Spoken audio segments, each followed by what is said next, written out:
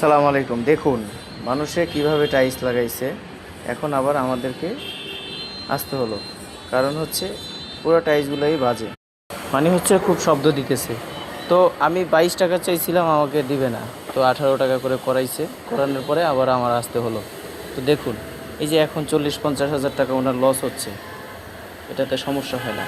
আমরা যখন মানে 2 টাকা বেশি চাই তখন সমস্যা হয়ে যায়, কারণ কাজটা তো ভাই ভালোভাবে করতে হবে। মানে প্রচুর বাজে করছে, এখন ওনার 50 হাজার টাকা চলে যাবে। কি করব ভাই, কিচ্ছু করার নাই।